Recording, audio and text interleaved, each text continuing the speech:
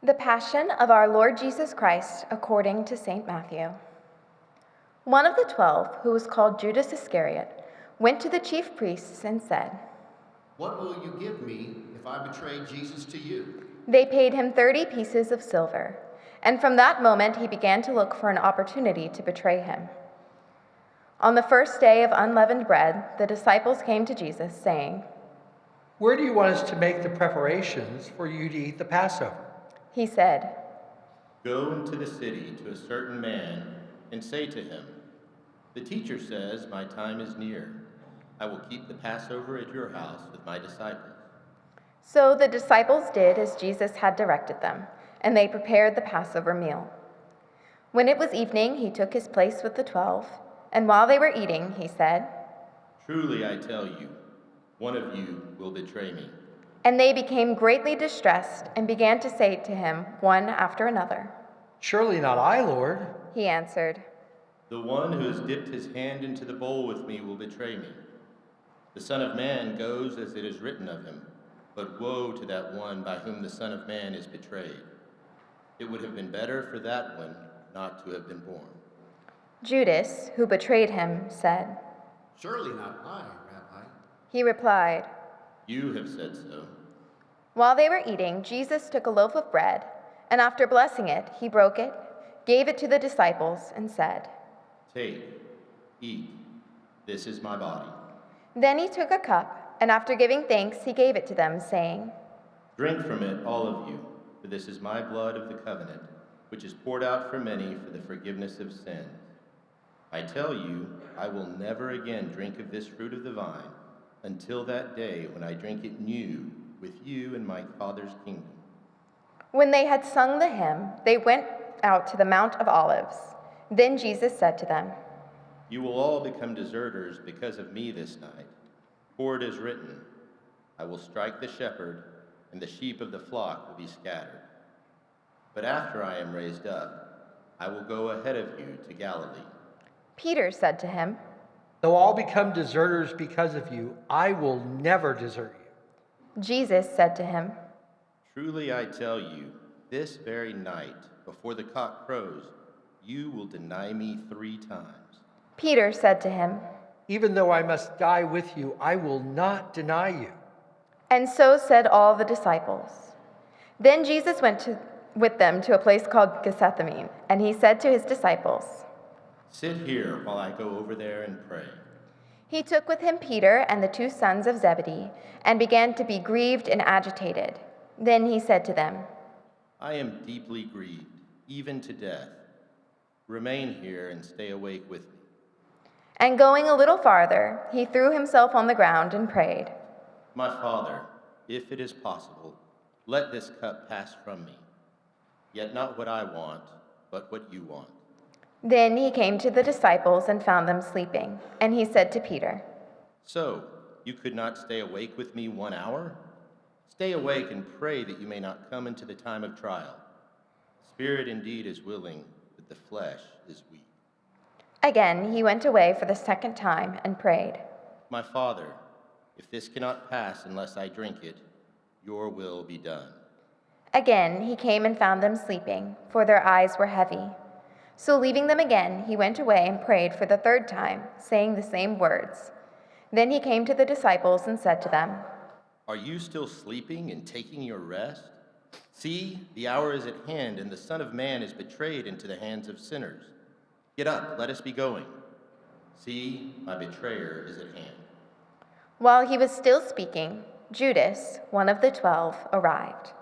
With him was a large crowd with swords and clubs, from the chief priests and the elders of the people. Now the betrayer had given them a sign, saying, "The one I kiss is the man. Arrest him." At once he came up to Jesus and said, "Greetings, Rabbi." and kissed him. Jesus said to him, "Friend, do what you are here to do." Then they came and laid hands on Jesus and arrested him. Suddenly, one of those with Jesus put his hand on his sword, drew it, and struck the slave of the high priest, cutting off his ear.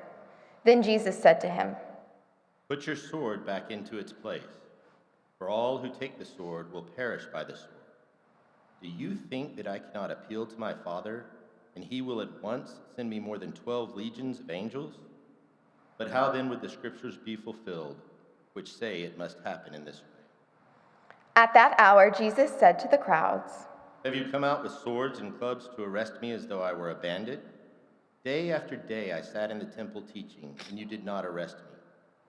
But all this has taken place, so that the scriptures of the prophets may be fulfilled. Then all the disciples deserted him and fled. Those who had arrested Jesus took him to Caiaphas the high priest, in whose house the scribes and the elders had gathered. But Peter was following him at a distance, as far as the courtyard of the high priest. And going inside, he sat with the guards in order to see how this would end. Now the chief priests and the whole council were looking for false testimony against Jesus so that they might put him to death. But they found none, though many false witnesses came forward. At last, 2 came forward and said, This man said, I am able to destroy the temple of God and to build it in 3 days. The high priest stood up and said, Have you no answer? What is it that they testify against you? But Jesus was silent. Then the high priest said to him, I put you under oath before the living God. Tell us if you are the Messiah, the Son of God. Jesus said to him, You have said so, but I tell you, from now on you will see the Son of Man seated at the right hand of power and coming on the clouds of heaven. Then the high priest tore his clothes and said, He has blasphemed. Why do we still need witnesses? You have now heard his blasphemy. What is your verdict? They answered. He deserves death. Then they spat in his face and struck him, and some slapped him, saying, Prophesy to us, you Messiah. Who is it that struck you? Now Peter was sitting outside in the courtyard. A servant girl came to him and said, You also were with Jesus the Galilean. But he denied it before all of them, saying, I do not know what you're talking about. When he went out to the porch, another servant girl saw him, and she said to the bystanders, This man was with Jesus the Nazarene. Again, he denied it with an oath. I do not know the man. After a little while, the bystanders came up and said to Peter, Certainly, you are also one of them, for your accent betrays you. Then he began to curse, and he swore an oath. I do not know the man. At that moment, the cock crowed. Then Peter remembered what Jesus had said. Before the cock crows, you will deny me 3 times. And he went out and wept bitterly. When morning came, all the chief priests and elders of the people conferred together against Jesus in order to bring about his death. They bound him, led him away, and handed him over to Pilate the governor. When Judas, his betrayer, saw that Jesus was condemned, he repented and brought back the 30 pieces of silver to the chief priests and the elders. He said, I have sinned by betraying innocent blood. But they said, What is that to us? See to it yourself. Throwing down the pieces of silver in the temple, he departed, and he went and hanged himself.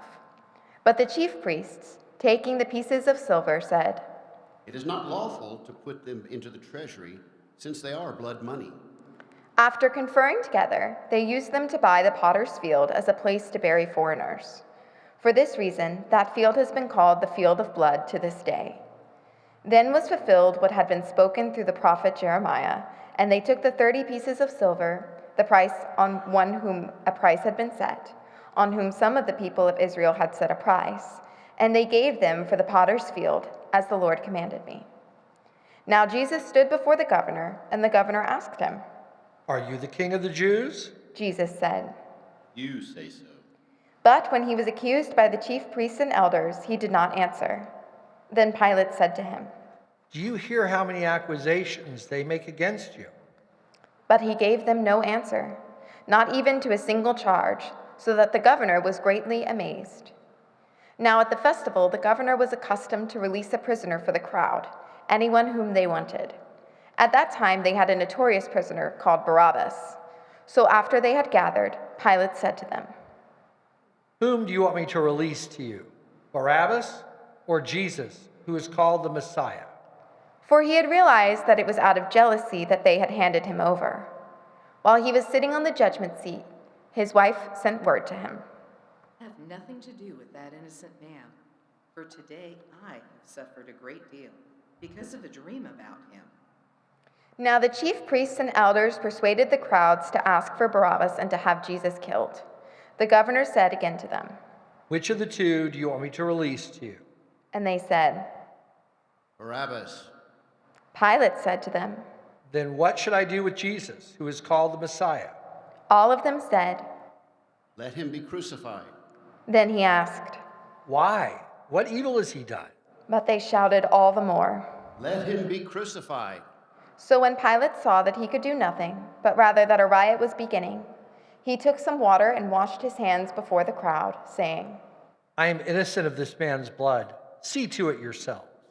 Then the people as a whole answered. His blood will be on us and on our children. So he released Barabbas for them, and after flogging Jesus, he handed him over to be crucified. Then the soldiers of the governor took Jesus into the governor's headquarters, and they gathered the whole cohort around him. They stripped him and put a scarlet robe on him, and after twisting some thorns into a crown, they put it on his head. They put a reed in his right hand and knelt before him and mocked him, saying, Hail, King of the Jews! They spat on him and took the reed and struck him on the head. After mocking him, they stripped him of the robe and put his own clothes on him. Then they led him away to crucify him. As they went out, they came upon a man from Cyrene named Simon. They compelled this man to carry his cross. And when they came to a place called Golgotha, please stand. They offered him wine to drink, mixed with gall. But when he tasted it, he would not drink it. And when they had crucified him, they divided his clothes among themselves by casting lots. Then they sat down there and kept watch over him. Over his head they put the charge against him, which read, This is Jesus, the King of the Jews. Then 2 bandits were crucified with him, one on his right and one on his left. Those who passed by derided him, shaking their heads and saying, You who would destroy the temple and build it in 3 days, save yourself. If you are the Son of God, come down from that cross. In the same way, the chief priests also, along with the scribes and elders, were mocking him, saying, He saved others. He cannot save himself. He is the King of Israel. Let him come down from the cross now, and we will believe in him. He trusts in God. Let God deliver him now, if he wants to. For he said, I am God's son. The bandits who were crucified with him also taunted him in the same way. From noon on, darkness came over the whole land until 3 p.m. And about 3 o'clock, Jesus cried with a loud voice, Eloi, Eloi, lema sabachthani. that is, My God, why have you forsaken me? when some of the bystanders heard it, they said. This man is calling for Elijah. At once, one of them ran and got a sponge, filled it with sour wine, put it on a stick, and gave it to him to drink. But the others said, Wait, let us see whether Elijah will come and save him. Then Jesus cried again with a loud voice and breathed his last. At that moment, the curtain of the temple was torn in two from top to bottom. The earth shook and the rocks were split. The tombs also were opened, and many bodies of the saints who had fallen asleep were raised. After his resurrection, they came out of the tombs and entered the holy city and appeared to many. Now when the centurion and those with him, who were keeping watch over Jesus, saw the earthquake and what took place, they were terrified and said, Truly, this man was God's son. Many women were also there, looking on from a distance. They had followed Jesus from Galilee and had provided for him. Among them were Mary Magdalene, the Mary and mother of James and Joseph, and the mother of the sons of Zebedee. When it was evening, there came a rich man from Arimathea named Joseph, who was a disciple of Jesus. He went to Pilate and asked for the body of Jesus. Then Pilate ordered it to be given to him. So Jesus took the body and wrapped it in a clean linen cloth and laid it in his own new tomb, which he had hewn in the rock. He then rolled a great stone to the door of the tomb and went away. Mary Magdalene and the other Mary were there, sitting opposite the tomb. The next day, that is, after the day of preparation, the chief priests and the Pharisees gathered before Pilate and said, Sir, we remember what the impostor said while he was still alive. After 3 days I will rise again. Therefore, command the tomb be made secure until the third day. Otherwise, his disciples may go and steal him away and tell the people. He had been raised from the dead, and the last deception would be worse than the first. Pilate said to them, You have a guard of soldiers. Go, make it as secure as you can. So they went with the guard and made the tomb secure by sealing the stone.